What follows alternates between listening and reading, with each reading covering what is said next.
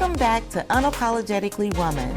We're celebrating phenomenal women all across Kentucky who make no apologies for their perspectives or the impacts that they're making in the community. Today we're celebrating Mara DeLaus. Mara is the president and co-founder of Saved by Faith Dog Rescue, a nonprofit that seeks to be a community resource for Kentucky animal shelters. Unapologetically Woman, Mara DeLaus, that's you. Congratulations. Thank you. So tell me, how did you end up in Kentucky from New York? Sure. I grew up just outside of Rochester, New York, which is right on Lake Ontario. A lot of lake effect snow, long winters, depressing winters. So in 2017, I decided to move to Western North Carolina, just outside of Asheville. And then while I was living there, met my boyfriend who's from Kentucky, and he talked me into... Fell in love. Yes, of course. And he talked me into moving to Lexington. So I've been here since 2019. 2019. Mm-hmm. And so how did you get into the animal rescue? I volunteered while I was still living in New York for a rescue organization that helped both dogs and cats, doing adoption events, cleaning kennels at Petco where they kept cats, and kind of took a break when I moved to North Carolina because it was a little bit of culture shock on how just differently animals are treated in New York. How differently? There's just better laws that protect animals in New York compared to the mountains of North Carolina, and then Kentucky is pretty bad as well. And so you've had a love for animals since you were a child. Yeah, absolutely. Yep. Growing up, we had a cat from the Humane Society in Rochester, and then adopted our first rescue dog when I was a teenager too. So. Mm-hmm. And so one day you wake up and you said, I got an idea.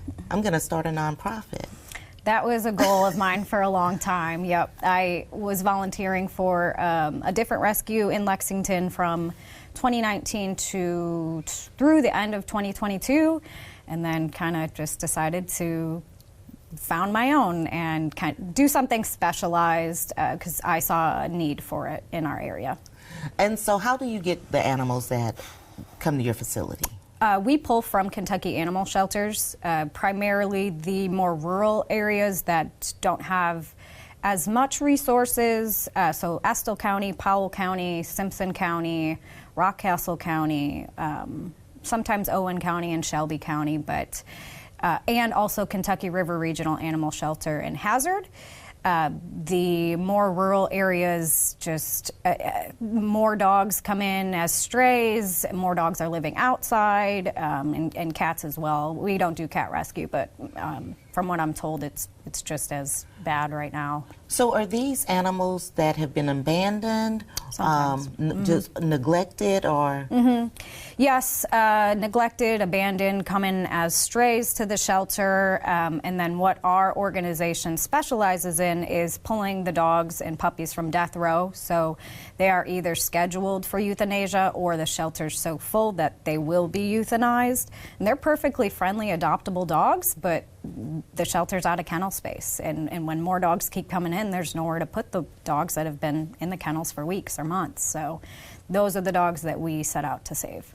So you're saving dogs' lives every single day, is what I'm hearing. Is what I'm hearing you say. If we have the foster homes, because we don't have a physical location, so we need people to open their homes to these dogs. And I mean, we don't pull aggressive dogs.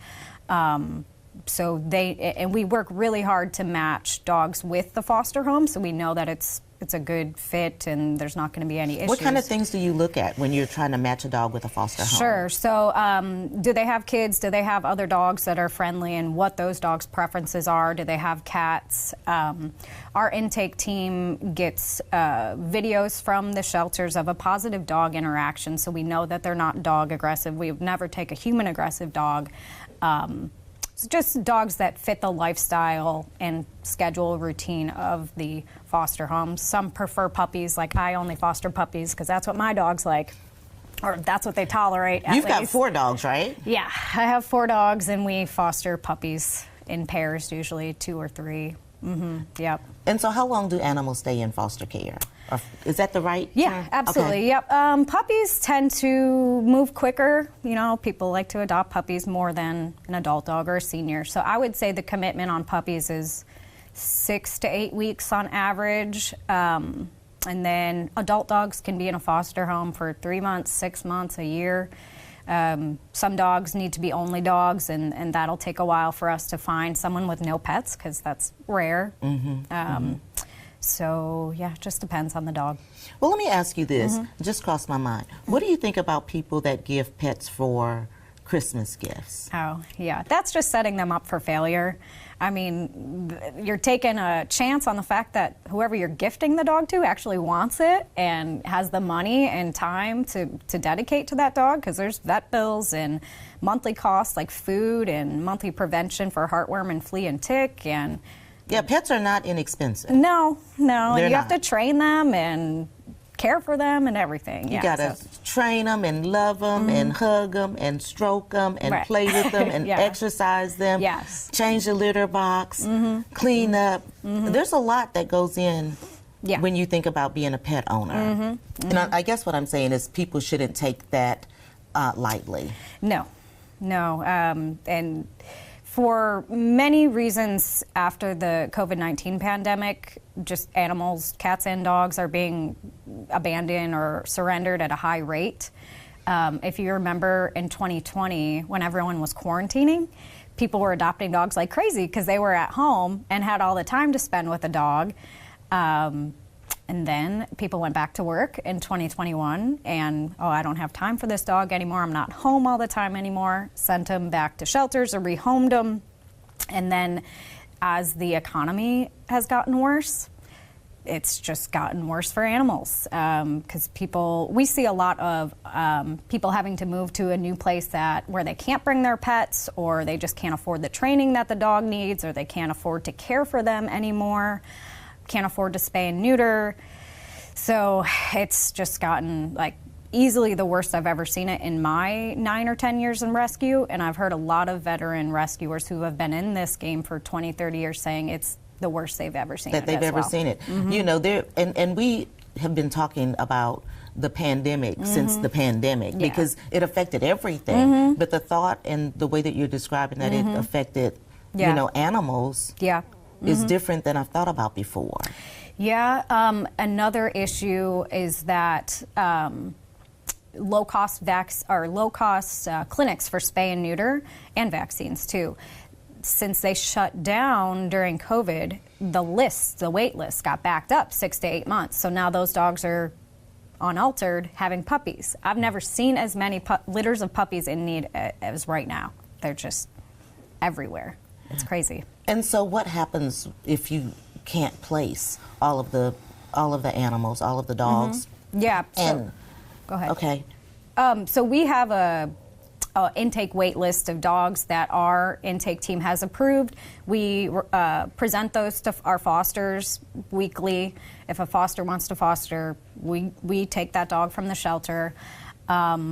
And if we can't, hopefully another rescue can. Most of the shelters we work with do a pretty good job of networking their dogs to rescues all over the country. But sometimes we can't save them, and they're euthanized at the shelter because they need the space. Spay and neuter. How much does that cost?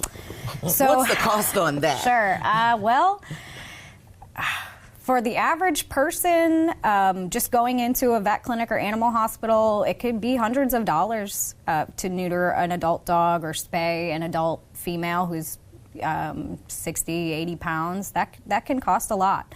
And so one resource that we provide is spay and neuter assistance that's completely free for Kentucky residents. It's completely free. Okay, how do people access that? The local resources page of our website. But we cover the spay or neuter surgery, the rabies vaccination, the distemper vaccination, and if the dog needs a heartworm test, we'll do that too. Everything else is out of pocket to the owner, but we will get that dog fixed and vaccinated for free. Listen, because it sounds like that needs to be available and people need to know about it.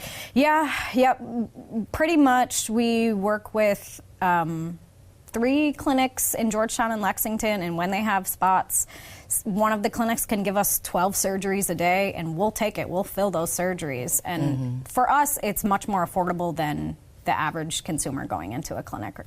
But so we can fix a dog for like $80 on average, depending on their weight, which gives us the opportunity to help a lot more dogs. This year so far, we've already fixed over 40. I think it's 42 or 43. That's dogs. a big deal. Yeah. That's a big deal. Yeah, and we are a nonprofit, so we solely depend on donations to keep us going. And how do people make donations? SaveByFate.org/donate. We also have Venmo and PayPal and Cash App. It's at Save by Fate Rescue. Come to our events. We do a lot of fun events. Buy our merchandise. We have T-shirts and hoodies and all kinds of different things. But all of that helps us continue to save dogs and then spay and neuter other people's dogs too. Well, I'm going to pitch the last thing to you. Okay. For girls, young women that may be looking at you that are trying to find their thing, what kind of advice would you give to them? So rescue, to me, I realized within the last couple of years, is my purpose. It's why I was put on this earth. If you like animals, maybe you think you want to be a vet or something, that's awesome. Or you just want to volunteer for a rescue or a shelter, we need all the help we can get. So go clean kennels one day or go help at an adoption event. We're actually really trying to get to the younger generation because there's still a lot of ignorance in Kentucky about how you treat animals and about pit bulls especially. And about just spaying and neutering in general. So if we can have younger kids help out and see the importance of spaying and neutering and a professional dog training. What's the youngest age that can volunteer? With us, I guess it really doesn't matter. Or is it more about responsibility? Yeah. We have some UK athletes actually coming to our events this weekend to help out. But the co-founder, Sierra, she goes to elementary schools and does talks in high schools and teaches kids about spaying and neutering and dog training. And I mean, if a young kid wants to come just hang out at our adoption event, I guess they have to be old enough to handle like a dog if they're holding their leash and stuff. But you can help with puppies if you're a little kid, I guess. Everybody loves puppies. Yeah. Everybody loves a pup. You know, and reaching out and bringing people in. And this is, you know, volunteerism is a big deal because that is what helped you find your purpose. Yeah. And it's what I think it's what can help other people find their purpose, whether it's working with animals or whatever it is, find a place to volunteer. Yeah, absolutely. It's been life-changing because rescue is really tough and it can be very depressing, but just having it be so rewarding at the same time is awesome. I get to match families with dogs that are like an awesome fit for them, and that changes their life, changes the dog's life, and that's great. When you say it can be depressing, what does that mean? Well, my Facebook feed is filled with dogs who I know we can't help. So I've had to unfollow all the shelters that we work with, and I immediately unfollow other rescuers when they add me on Facebook because it's just constant dogs who are neglected, living outside in the elements, shelter dogs who I know are going to be put down.